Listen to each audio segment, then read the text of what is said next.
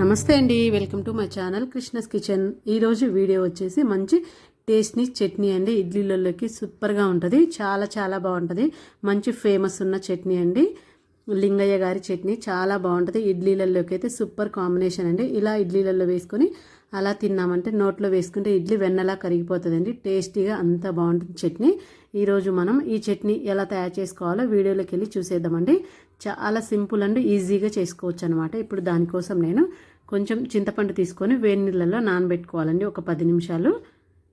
ఇప్పుడు ఇలా నానబెట్టుకున్న తర్వాత ఇప్పుడు స్టవ్ మీద ఒక ప్యాన్ పెట్టుకొని 1 కప్పు వరకు పల్లీలు వేసుకొని మంట మీడియం టు లో పెట్టుకొని చక్కగా ఫ్రై చేసుకోవాలి. వీటిని మంట అయితే హైలో పెట్టొద్దండి, సిమ్లో పెట్టుకొని చక్కగా మంచి కలర్ వచ్చేంత వరకు ఫ్రై చేసుకొని పల్లీలు తీసి పక్కన పెట్టేసుకోవాలి. ఇప్పుడు మనం నానబెట్టుకునే చింతపండుని బాగా మెత్తగా కలుపుకొని వాటర్ వేసుకొని పక్కన పెట్టేసుకోవాలి. ఇప్పుడు స్టవ్ మీద ఒక ప్యాన్ పెట్టుకొని 1 టేబుల్ స్పూన్ ఆయిల్ వేసుకోవాలండి.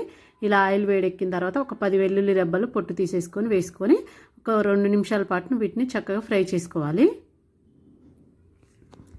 వెల్లుల్లి ఇలా ఫ్రై అయిన తర్వాత ముందుగా మనం ఫ్రై చేసి పెట్టుకున్న పల్లీలు కూడా వేసేసుకొని ఈ 1 నిమిషం పాటు ఫ్రై చేసుకోవాలి. మనం ఆల్రెడీ ఫ్రై చేసి పెట్టుకున్నాం కదా, 1 నిమిషం ఫ్రై చేసుకుంటే సరిపోయిద్దండి.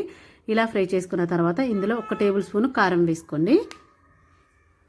వేసుకొని మంట సిమ్లోనే ఉండాలండి, లేదంటే మనకు కారం అనేది మాడిపోయిద్ది అనమాట. కారం ఇలా ఫ్రై చేసుకోవడం వల్ల పచ్చికారం వేసుకుంటున్నాం కదా, స్మెల్ అనేది పోతుంది. ఇప్పుడు అందులోనే తగినంత ఉప్పు వేసుకోవాలి.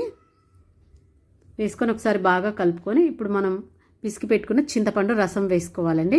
మీకు ఎంత అయితే పులుపు కావాలో అంత వేసుకొని ఒకసారి బాగా కలుపుకొని ఒక 2 మినిట్స్ పాటు చిన్న మంట మీద చక్కగా ఆ చింతపండు రసంలో పల్లీలు చక్కగా ఉడికించుకోవాలండి. ఒక 1 మినిట్ పాటు ఉడికించుకుంటే సరిపోయిద్ది చిన్న మంట మీద. ఇలా ఉడికించుకొని వీటిని ఇప్పుడు తీసి పక్కన పెట్టుకొని చల్లార్చుకోవాలి. ఇవి బాగా చల్లార్చుకోవాలి. ఇవి చల్లారేలోపు మనం దాంట్లోకి ఒక పొడి తయారు చేసుకుందాం. ఇప్పుడు స్టవ్ మీద ఒక పాన్ పెట్టుకొని 1 టేబుల్ స్పూన్ వరకు ఆయిల్ వేసుకోవాలి. ఇలా ఆయిల్ వేడెక్కిన తర్వాత ఒక 1/2 టేబుల్ స్పూన్ వరకు ఆవాలండి, మరి ఎక్కువ వేసుకోవద్దు, చేదు వచ్చేస్తుంది. అవి కొంచెం చిటపట అన్న తర్వాత నేను చూపించి గరిటెతోటి ఆ గరిటె నిండా మినప్పప్పు వేసుకోండి. మినప్పప్పు ఎక్కువ ఉంటేనే టేస్ట్ బాగుంటుందన్నమాట. మినప్పప్పు వేసుకొని చక్కగా చిన్న మంట మీద మంచిగా ఫ్రై చేసుకోవాలి. మంచి కలర్ వచ్చేంత వరకు ఫ్రై చేసుకొని ఇందులో కొంచెం కరివేపాకు వేసుకోండి. కరివేపాకు అనేది ఆప్షనల్ అండి, వేసుకుంటే టేస్ట్ బాగుంటుంది, వద్దు అనుకుంటే స్కిప్ చేసేయచ్చు అనమాట. ఈ కరివేపాకు మినప్పప్పు మంచి కలర్ వచ్చేంత వరకు ఫ్రై చేసుకోవాలి.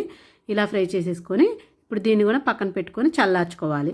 ఇలా చల్లారిన తర్వాత ఇప్పుడు ఒక మిక్సీ జార్లో వేసుకొని దీన్ని ఫైన్గా పౌడర్ పెట్టుకోవాలండి. మరి మెత్తగా కాకుండా కొంచెం బరగ్గా ఉండేలాగా ఇలా నేను చూపిస్తున్నలాగా మిక్సీ పట్టి పక్కన పెట్టేసుకోండి. ఇప్పుడు మనం పల్లీలు కూడా ఆరిపోయి ఉంటుంది కదా, మిక్సీ జార్లో వేసుకొని పల్లీలు ఆ బాండీలోనే కొంచెం వాటర్ వేసుకొని ఇప్పుడు ఈ పల్లీలు తగినంత ఉప్పు ఆల్రెడీ మనం వేసాం కదా, ఒకవేళ సరిపోకపోతే మళ్ళీ వేసుకొని దీన్ని బాగా మెత్తగా మిక్సీ పట్టుకోవాలి. ఇలాగా చూడండి, మెత్తగా మిక్సీ పట్టుకోవాలని. ఇప్పుడు ఒక గిన్నెలో వేసుకొని ఇప్పుడు ఇందులో మీకు తగినన్ని వాటర్ వేసుకోండి. వాటర్ లూజ్గా కావాలి, ఎక్కువ లూజ్గా కావాలంటే ఎక్కువ వాటర్ వేసుకోండి, లేదు కొంచెం గట్టిగా ఉండాలంటే గట్టిగా వేసుకోండి. మరి గట్టిగా ఉన్న బాగోదు, అంత లూజ్గా ఉన్న బాగోదండి. నేను ఆ మిక్సీ గిన్నెలోనే వేసుకొని 1/2 గ్లాస్ వరకు వాటర్ వేసుకున్నా. వేసుకొని ఒకసారి బాగా దీన్ని మిక్స్ చేసుకొని మీకు ఇప్పుడు ఒకవేళ ఉప్పు సరిపోతే అడ్జస్ట్ చేసేసుకోవచ్చు. ఇప్పుడు మనం పట్టి పెట్టుకున్న ఈ పొడి వేసేసుకోండి.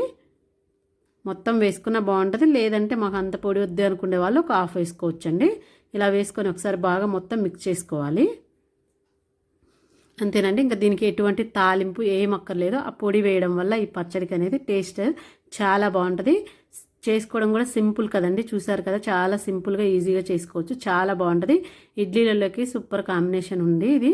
ఇలా వేడి వేడి ఇడ్లీ వేసుకొని ఈ చట్నీ వేసుకొని లింగయ్య గారి చట్నీ వేసుకొని తింటే సూపర్గా ఉంటుందండి. తింటుంటే తినాలనిపిస్తుంది. ఒక్కసారి టేస్ట్ చూసామంటే మళ్ళీ మళ్ళీ చేసుకోవాలనిపిస్తుంది అండి. మార్నింగ్ పూట హడావుడి లేకుండా ఇలా సింపుల్గా చేసేసుకోవచ్చు, టేస్ట్ బాగుంటుంది, ఇంకా అయిపోవడం కూడా చాలా ఈజీగా అయిపోతుంది అనమాట. అంతేనండి, ఇడ్లీలలోకి అయితే చట్నీ, లింగయ్య గారి చట్నీ, ఫేమస్ ఉన్న లింగయ్య గారి చట్నీ అయితే రెడీ అయిపోయింది. టేస్ట్ అయితే చాలా చాలా బాగుందండి. ట్రై చేయని వాళ్ళు ఉంటే ఒకసారి ట్రై చేయండి. వీడియో నచ్చితే ఒక లైక్ ఇవ్వండి. Thank you.